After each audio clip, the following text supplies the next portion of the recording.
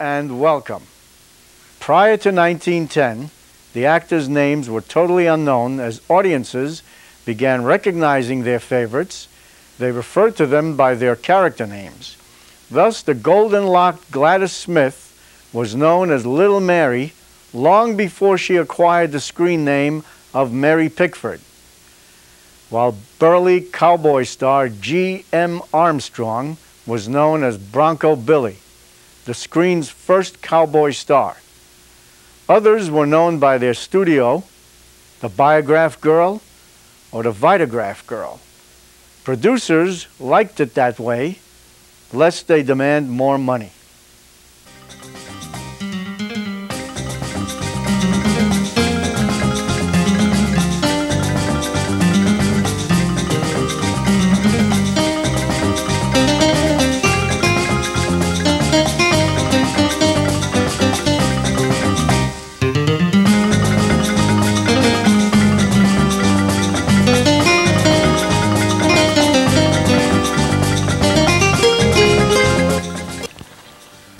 It was Carl Laemmle, an independent producer, who broke the pattern of actors being totally unknown.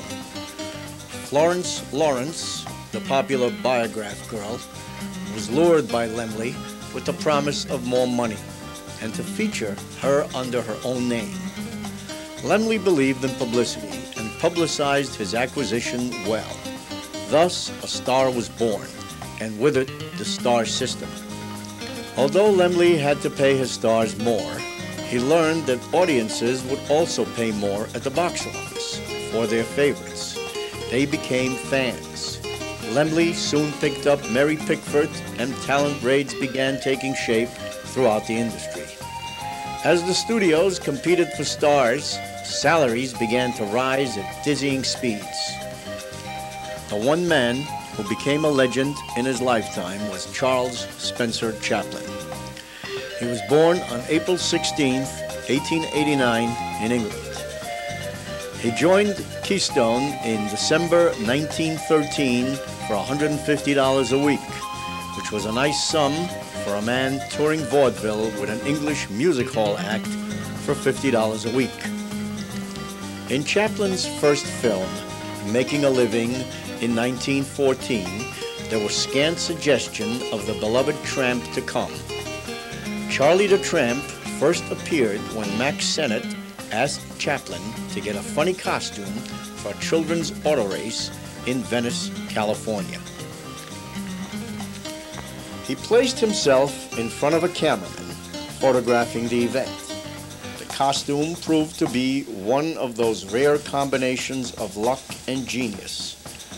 Chaplin borrowed Fatty Arbuckle's oversized trousers, Max Swain's prop mustache, Ford Sterling's floppy shoes, and with a derby, cane, and tight coat, Chaplin instinctively fell into the sore-footed shuffle that became his trademark. Chaplin was uncomfortable with the Sennett brand of comedy, the swiftly flying gags and frantic pace. Chaplin had mastered the art of the pantomime in the English music hall. Thus, the success of his character convinced Sennett to let the little Englishman have his own way, making Chaplin his own director, a role he never relinquished. The Keystone studio had Chaplin making 2 films a week, not enough time to permit Chaplin to explore and develop the tramp character. The gags were tasteless and vulgar, practical jokes filled with pointless cruelty and brazen dishonesty.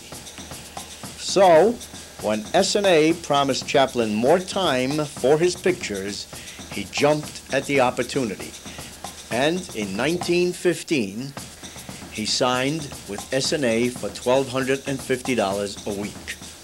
Here, Chaplin discovered the true implications of the little tramp figure: pathos, satire, irony, and a conscious identification of the character with the little fellow everywhere.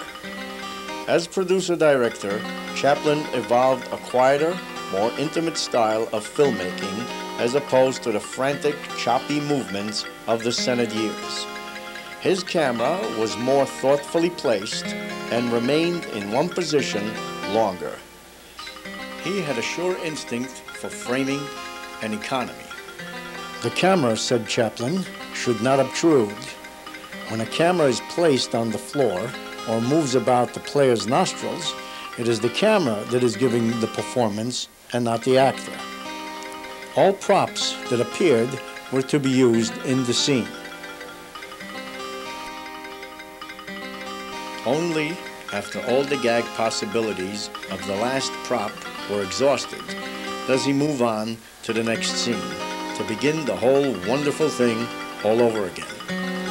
Chaplin's audiences were mostly children and blue-collar workers.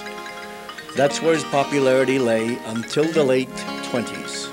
In 1916, he joined the Mutual Company for $10,000 a week, plus a signing bonus of $150,000. By 1917, at the age of 27, he received $1 million to deliver 8 films in 18 months, all brief 1- and 2-reelers. Within 2 years of his screen appearance, he became a household name. Chaplin dolls, toys, contests, cartoons in newspapers, and on screen cropped up everywhere. The little tramp character began to evolve into a more developed, deeper human being. Even the costume began to acquire its own significance. Shabby gentility, the wealthy seen from the perspective of the poor, a courageous refusal to admit the stern realities of poverty and contempt. He knew that his little fellow could never conform, destined to be an outsider.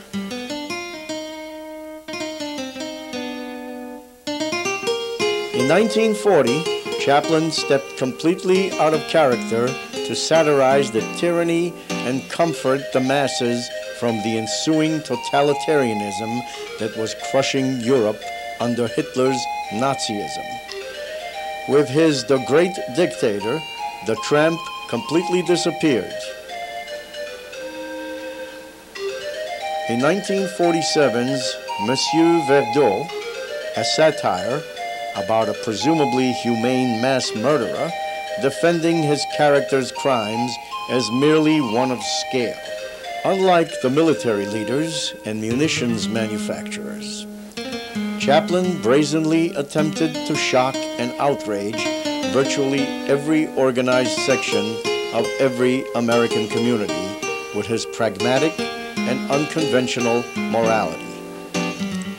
Veteran and religious groups protested so vigorously that theaters were afraid to play Monsieur Verdeau, and within a year it was withdrawn from distribution.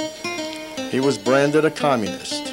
This downfall and exile began, but not before making his most profound work, Limelight, in 1952. This film summed up his personal and artistic credo. It was greeted with mild indifference. His final films, The King of New York and The Countess from Hong Kong, a rare disappointment to a brilliant career that created one immortal screen figure that defined the art of projecting character upon the screens, far beyond any of his contemporaries.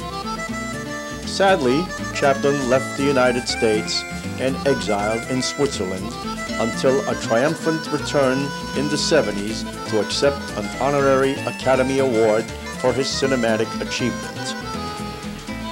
And all was forgiven. Chaplin left one of the greatest legacies in motion picture history.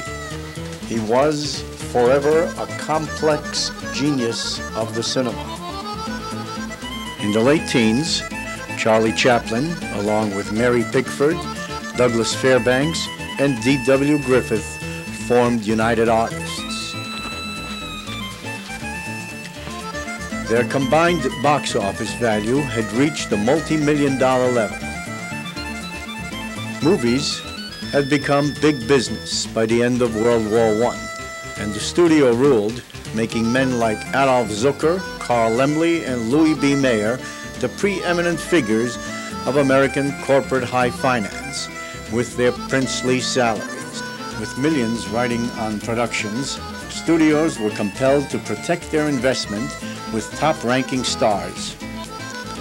Along with Chaplin, there were many other screen comics, most notably Buster Keaton and Hsarold Lloyd. Keaton was straight-faced, a poignant robot caught up in a world that was beyond his control or understanding. Hsarold Lloyd was the eager, bespectacled youth who understood everything perfectly well, but was physically unable to do anything about it, unless fortune favored him as it invariably did at the end.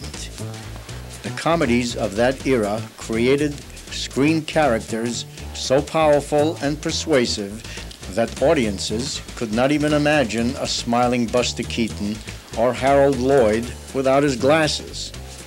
And of course, Chaplin without the derby, the walk, the cane, and the mustache. These men built their characters for the camera, developing mannerisms and traits that were magnified on the screen, admitting audiences into the deepest recesses of their souls. The scripts, storylines, and plot incidents were all crafted to further their character that reappeared in film after film. Even the world in which they moved was a fantasy of their own creation.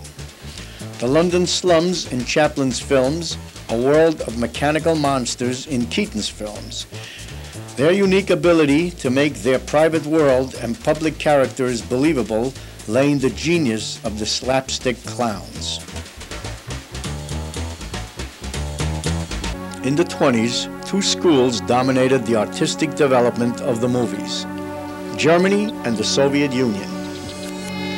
Germany gave us an expressionist style of filmmaking with the most famous and terrifying film, Robert Wiene's The Cabinet of Dr. Caligari, 1919, a nightmarish story of madness, murder, and the embodiment of evil. The suggestion of madness is symbolized by deep black shadows, starkly white walls, streets, and sky. The actors furthered the unreality with their skeletal features, white faces, and huge dark eyes. The incredible originality of The Cabinet of Dr. Caligari set the standard for style and set design and had an enormous influence on German filmmakers. F.W. Murnau's 1922 vampire classic, Nosferatu, Fritz Lang's 1927 Robot Girl of Metropolis, and all those wonderful future horror movies of the 30s and 40s.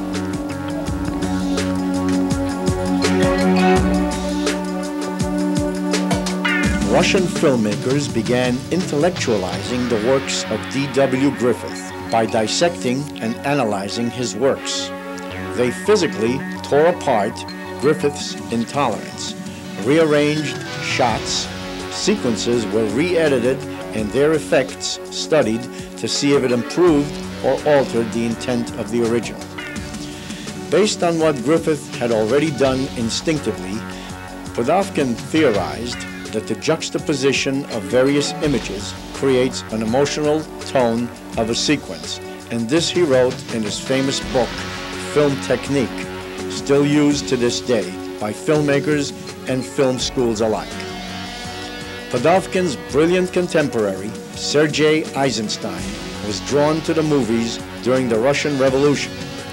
He was commissioned by the new Russian government to make a film commemorating the abortive revolution of 1905. Eisenstein recreated on film key incidents in the uprising against the brutal Tsarist repression.